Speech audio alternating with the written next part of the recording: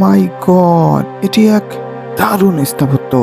অতিথিরা পুকুর পাড়ে বসে এভাবে প্যালেসের সৌন্দর্য উপভোগ করতেন। বাড়িটির নামকরণে এই গোলাপ বাগান এখন ইতিহাসের সাক্ষী। এখানে অসংখ্য গোলাপ ফুল ফুটে রয়েছে। নিখুঁত পরিকল্পনা মাফিক এই নকশা যে কাউকেই অবাক করে দিবে। মঞ্জিলে ব্যবহৃত এই কাজগুলো তৎকালীন সময় বেলজিয়াম থেকে নিয়ে এসে এখানে ব্যবহার করা হয়েছে।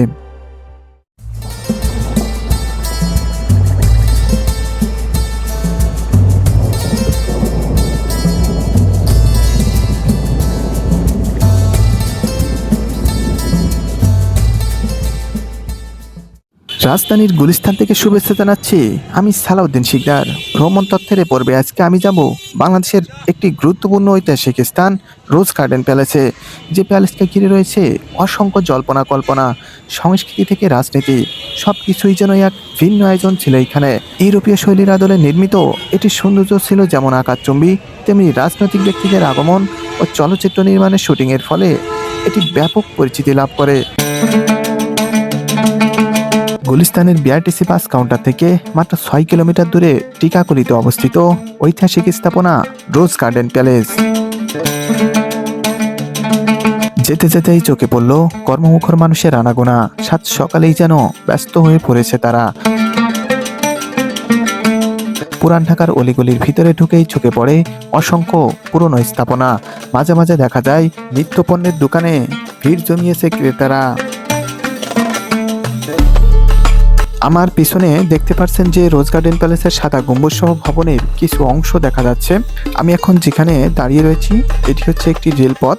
রোজ গার্ডেন প্যালেসের পিছন সাইড দিয়েই এই রেল লাইনটি চলে গিয়েছে কমলাপুর রেল স্টেশনের দিকে।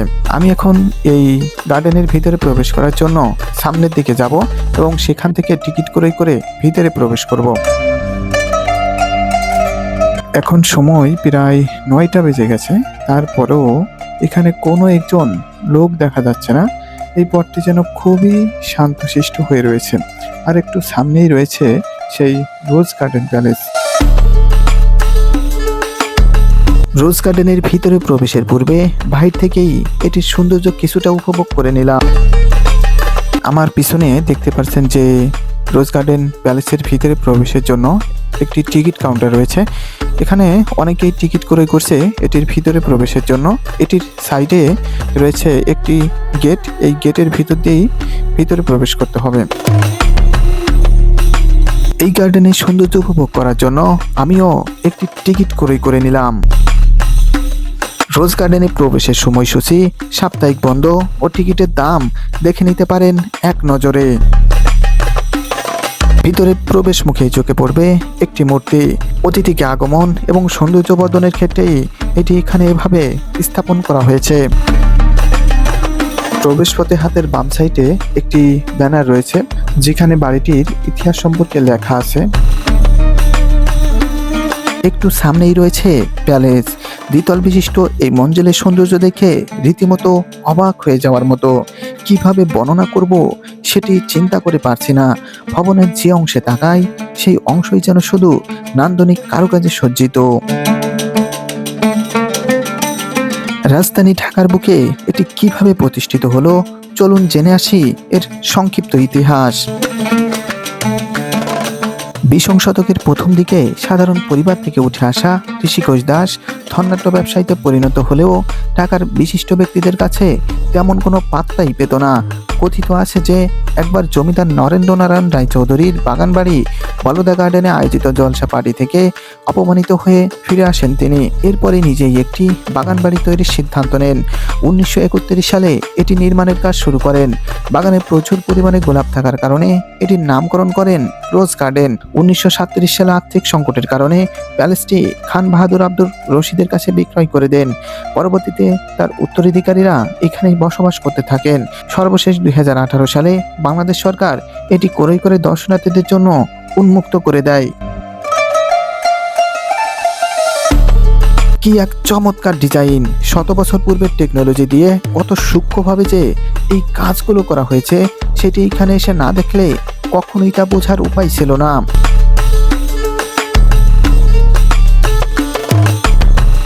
ভবনের সম্মুখভাগে অনেকগুলো জানালা এবং দরজা দেখতে পাচ্ছি। আর ওইখানে কিছু বেলকনিও রয়েছে। এভাবে করে ভবনের যে শুধু সম্মুখভাগেই রয়েছে সেটি নয়, এটি চতুর্পাশ দিয়ে অনেকগুলো জানালা এবং দরজা রয়েছে। এছাড়াও এই ভবনের ছাদের উপরে যেন রীতিমতো গম্বুজের মেলা বসে গেছে। এখানে ছোট বড় অসংখ্য গম্বুজ রয়েছে। দুটি গম্বুজের মধ্যবর্তী অংশ অনেকটা সুন্দরভাবে ডিজাইন করাও দেখতে পাচ্ছি। ভবনে যতগুলো পিলার রয়েছে প্রতিটি পিলারই যেন অনেক সুন্দরভাবে ডিজাইন করা হয়েছে। উপরিভাগ থেকে নিচু পর্যন্ত প্রতিটি জায়গায় যেন এক এক ভিন্ন রকম নকশা। এখানে দেখুন যে এই পিলারটিতে কতটা সুন্দরভাবে গোলাপ ফুলের ন্যায় এই ডিজাইনটি করা হয়েছে, কতটা নিখুঁতভাবে যে এই ডিজাইনটি করা হয়েছে সেটি আসলে এখানে এসে না দেখলে তা কখনোই কল্পনা করা যাবে না। শত বছর পূর্বে কোন টেকনোলজি দিয়ে এরকম নিখুঁতভাবে এই ডিজাইনগুলো করা হয়েছে। বাড়ির পিছন সাইডটাও বেশ সুন্দর। ছাদের উপরিভাগ থেকে শুরু করে নিচু পর্যন্ত সব জায়গায় খুব সুন্দরভাবে ডিজাইন দিয়ে সজ্জিত করা হয়েছে। জানালার উপর এই ডিজাইনটি দেখুন যে কত সুন্দরভাবে এখানে এই নকশাটি করা হয়েছে। মানুষের হাতের কারুকার্যে এত সুন্দর হতে পারে কখনোই মুখের ভাষায় প্রকাশ করা যায় না। আমি এখন ভবনের পিছনের অংশের বারান্দায় অবস্থান করছি। এখানে দেখুন যে অনেকগুলো দরজা দেখতে পারছি এবং প্রতিটি দরজায় উপরে কিন্তু একটি করে বাতি রয়েছে। এছাড়াও এখানে উপরে দেখতে পাচ্ছি যে ঝুলন্ত সেই ঝাড়বাতিগুলো রয়েছে। বন্ধুরা, ভবনটির সৌন্দর্যের বর্ণনা করতে গিয়ে সত্যি অভিভূত হয়ে যাওয়ার মতো। এটি এত সুন্দরভাবে ফুটিয়ে তোলা হয়েছে যে দু চোখ ভরে শুধু দেখতে ইচ্ছা করে। যে অংশেই তাকায় সেই অংশই শুধু নিজেকে আকৃষ্ট করে ফেলেছে। গ্রিক শৈলীর আদলে নির্মিত এসব ভবনের কারুকাজ দেখে সত্যি যে বিস্ময় হয়ে যাওয়ার মতো। তবে ইতিহাস থেকে যতটুকু জেনেছি যে সময়ের পরিবর্তনের সাথে সাথে এই বাড়িটির নামটিও চেঞ্জ হয়ে গিয়েছে। কি কি নামকরণ করা হয়েছে এই বাড়িটির সময়ের পরিবর্তনের সাথে সাথে চলুন একটু জেনে আসি। বাড়িটির নামকরণে বেশ কয়েকবার পরিবর্তন এসেছে। ঋষিকেশ দাসের দেওয়া রোজ গার্ডেন নামটি 1937 সালে নামকরণ করা হয় রশিদ মঞ্জিল নামে। পরবর্তীতে 1944 সালে এটি পরিচিতি পায় হুমায়ুন সাহেবের বাড়ি নামে। আবার 1970 সালে হারানোর দিন নামের জনপ্রিয় চলচ্চিত্রের শুটিংয়ের ফলে বাড়িটি পরিচিতি পায় হাসিবুজ্জামান শান্ত সাহেবের বাড়ি হিসাবে। এই প্যালেসটিকে একটি জাদুঘরে রূপান্তর করা হয়েছে। এর ভিতরে সে সময়ের ব্যবহৃত অনেকগুলো জিনিসপত্র রাখা রয়েছে। আমি এটির ভিতরে প্রবেশ করব, তবে তার পূর্বে গোলাপ বাগানকে কেন্দ্র করে যে নামকরণ করা হয়েছিল সেই গোলাপ বাগানে বা রোজ গার্ডেনে একটু যেতে চাই।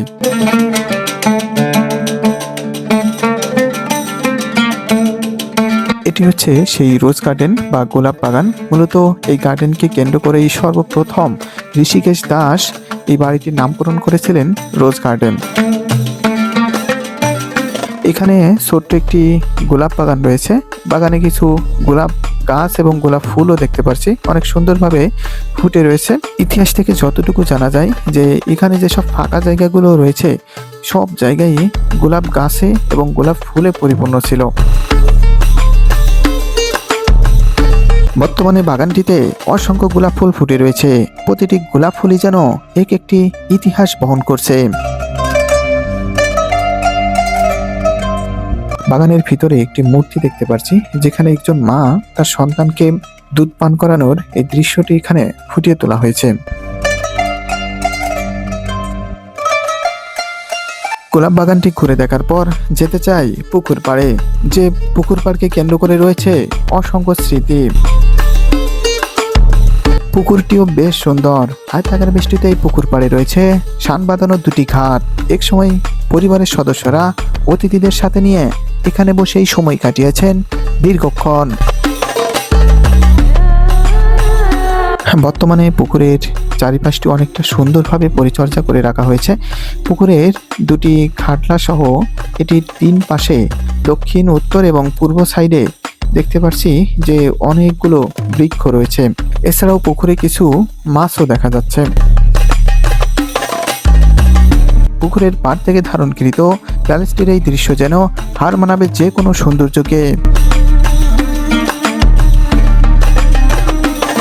পুকুরের পাড় থেকে আমি এখন সরাসরি এই প্যালেসটির ভিতরে প্রবেশ করব। এটি যে জাদুঘরে রূপান্তর করা হয়েছে এবং এটির ভিতরে কি কি রয়েছে সেগুলো ঘুরে ঘুরে দেখাবো। যেতে যেতেই চোখে পড়ল পানির ফোয়ারাটি।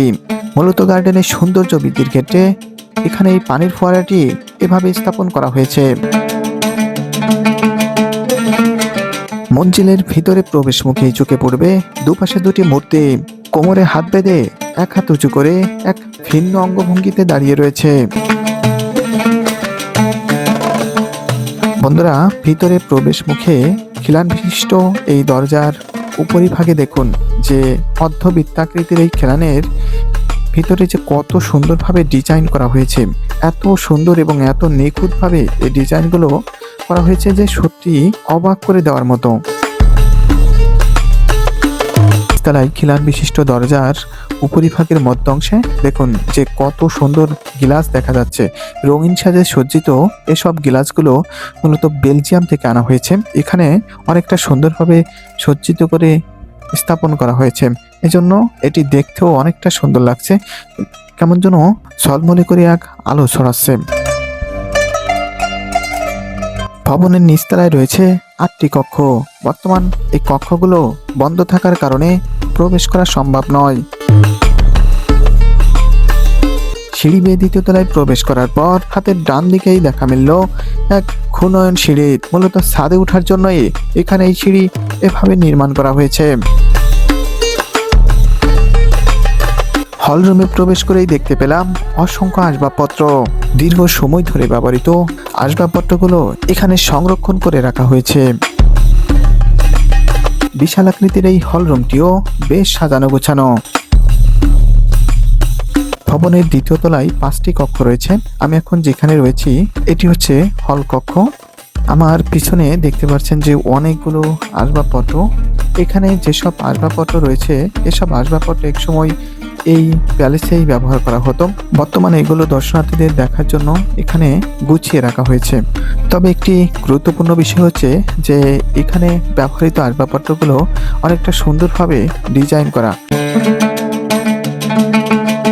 ড্রেসিং টেবিলের এই সৌন্দর্যটা একটু দেখুন যে কতটা নিখুঁতভাবে পিতল দিয়ে এটির ডিজাইন করা হয়েছে। নিচের এই পায়ের অংশটি সত্যি খুবই চমৎকার লাগছে। এছাড়াও এখানে সোফা দেখতে পাচ্ছি, চেয়ার দেখতে পাচ্ছি। এ সাইডে রয়েছে সিংহাসনের মতো একটি আসন। হলরুমের পাশে আরো কিছু কক্ষ রয়েছে। উপরতলায় এই হলরুম সহ আরো 5টি কক্ষ রয়েছে। সব কক্ষের ভিতরে প্রবেশ করা নিষেধ রাখা হয়েছে। এই সাইডে দেখতে পাচ্ছি একটি কক্ষ। এই কক্ষে একটি বেডরুম রয়েছে, ছোট্ট একটি টেবিল রয়েছে। রুমটিও কিন্তু বেশ সুন্দরভাবে সাজানো গোছানো। এই সাইডে দেখতে পাচ্ছি একটি ছবি, তবে এই ছবিটি কার সেটি আমি সঠিকভাবে জানি না, এখানেও লেখা নেই, কিন্তু ধারণা করছি যে এই মঞ্জিলের নামটিকরণ করা হয়েছে যার নামে, যে রশিদ আহমেদ, তানার ছবিটি এখানে এভাবে রাখা হয়েছে। এখানে আরো একটি কক্ষ রয়েছে। এই কক্ষটি ছোট তবে বেশ সুন্দর। এখানেও একটি বেড দেখতে পাচ্ছি। বেডটির পিছনে জানালা রয়েছে। এছাড়াও ওই কক্ষটির সাইডে একটি বেলকনিও রয়েছে। বন্ধুরা, আমার পিছনে আরো একটি কক্ষ দেখতে পাচ্ছেন। এই কক্ষটিও ঠিক অন্যান্য কক্ষের মতো অনেকটা সাজানো গোছানো। এখানে বেড রয়েছে, এছাড়াও এখানে বসার আসন রয়েছে। এই কক্ষে দুটি ছবি দেখতে পাচ্ছি। মূলত এই ছবিটি কার সেটি আমি সঠিক জানি না। একটি ছবিতে দেখতে পাচ্ছি যে খুবই সুন্দরভাবে সেজে গুজে ছবিটি এখানে মোড়ানো রয়েছে। অন্য একটি ছবিতে দেখতে পাচ্ছি যে খুবই সাদামাঠাভাবে ছবিটি ফ্রেমে বাঁধা রয়েছে। তবে সবচেয়ে গুরুত্বপূর্ণ একটি বিষয় হচ্ছে 1949 সালের 23শে জুন এখানেই গঠিত হয়েছিল বাংলাদেশের সর্বপ্রথম রাজনৈতিক দল পূর্ব পাকিস্তান আওয়ামী মুসলিম লীগ, যেখানে আগমন ঘটেছিল বিশিষ্ট সব ব্যক্তিবর্গের। মৌলানা আব্দুল হামিদ খান ভাসানী, শেরে বাংলা একে ফজলুল হক, শেখ মুজিবুর রহমান সহ আরো অনেক ব্যক্তি। জাদুঘরের ভিতরে তেমন কোনো কিছু দেখার না থাকলেও প্যালেসটির ভিতর বাইরের সৌন্দর্য যে কাউকে মুগ্ধ করে তুলবে।